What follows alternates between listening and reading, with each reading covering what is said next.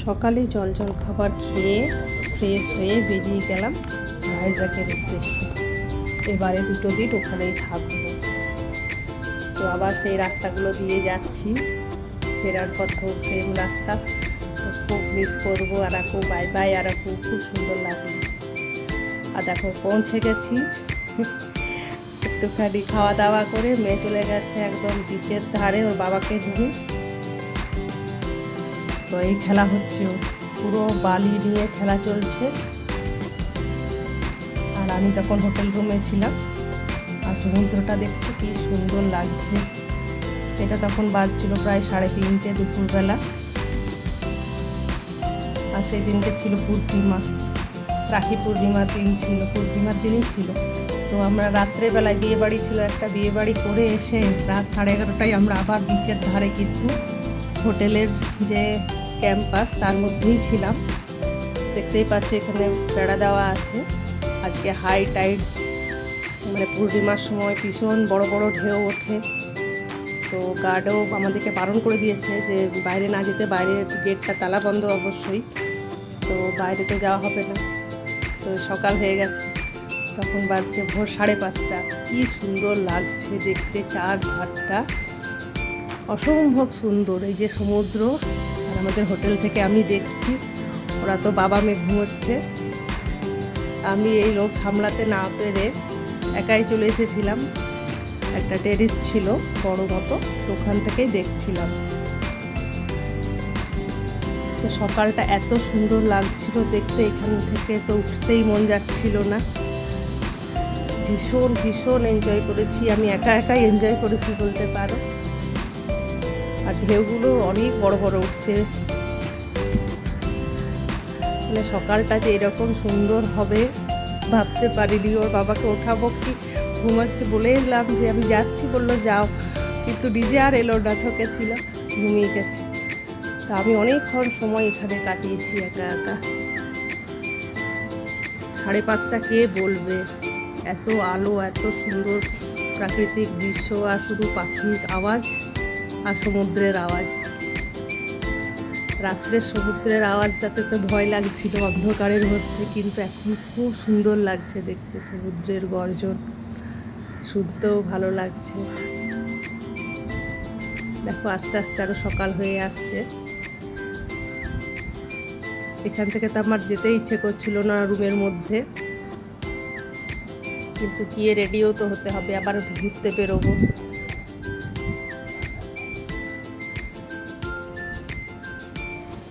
দেখো সূর্যটা আরো উপরে উঠে আসছে।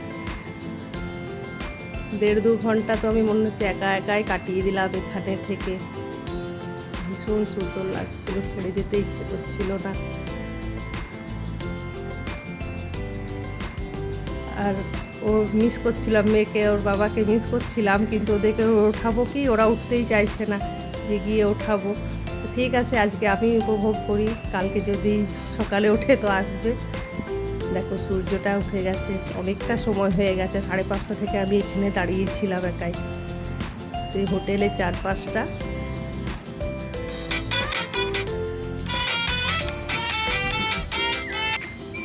তো এই টেরিসের মধ্যে আমি দাঁড়িয়েছিলাম। চারদিকটা তোমাদেরকে ঘুরে দেখিয়ে দিলাম, খুব সুন্দর প্রাকৃতিক দৃশ্য। বলো কে ছেড়ে যেতে পারো এই দৃশ্য? আমি তো ছেড়ে যেতে পারছিলাম না।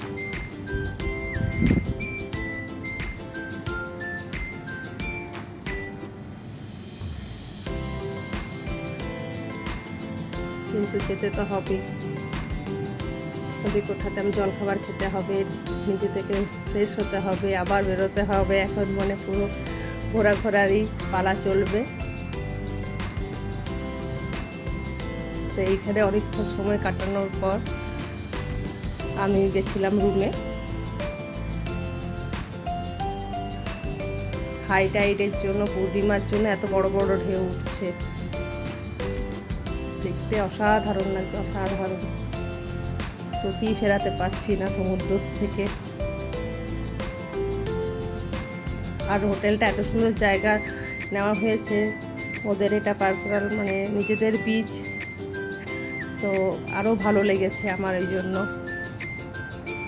আর অনেক সময় সমুদ্র থেকে অনেকটা দূরেই হোটেল নিতে, কিন্তু এই সব জায়গাতে গেলে সমুদ্রের পাশের হোটেলই নেওয়া উচিত আমার মতে। তো এই দৃশ্যটা তাহলে মিস হবে না।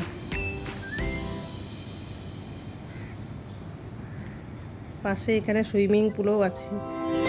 এই যে মেয়ে উঠে গেছে, স্নান করার আগে জলখাবার খাওয়ার হলো, জলখাবার খেয়েই আমরা চলে যাচ্ছি আবার একটু বিচের মধ্যে।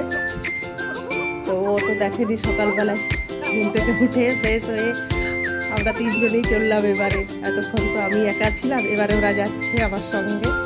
এবারে কিন্তু আমরা গেট থেকে পেরিয়ে একদম সমুদ্রের কাছেই যাব, আর ওপর থেকে না বা দূর থেকে না। খুব আনন্দ করতে করতে যাচ্ছি। ওই দেখো চলে এসেছি আমরা নিচে।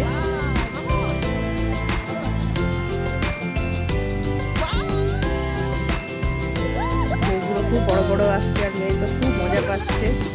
ও অনেক ছোটোতে সমুদ্রে গেছিলো, তখন ওর 1 বছর 9 মাস বয়স ছিল, তখন গোয়া গেছিলাম, আর এই ভাইজাকে এইবারে এসছি। 4 বছরও তখন হয়নি, তার আগেই আমরা আরেকবার ব্রিজ দেখাতে চলে এলাম। তো এইবারেও ভয় নেই, কিন্তু এবারেও খুব মজা করেছে। আর ওর বাবা ভয় পাচ্ছে, বারবার বলছে গার্ড কিন্তু বলেছে আজকে হাই টাইড আছে। আমি হ্যাঁ রে বাবা যাবো না, কিন্তু দেখতেও তো ইচ্ছে করছে, যেতেও ইচ্ছে করছে। বলছে পাথরের ওখানে গিয়ে একটা ফটো তুলি, বসি, ভিডিও করি। করেওছি লাস্টের দিনে, কিন্তু আজকে ভীষণ বড় বড় ঢেউ উঠেছে। তো তার জন্য আমরা এই উপর থেকে সামনে থেকে দেখেছি, এইটুকুই এনজয় করতে পেরেছি।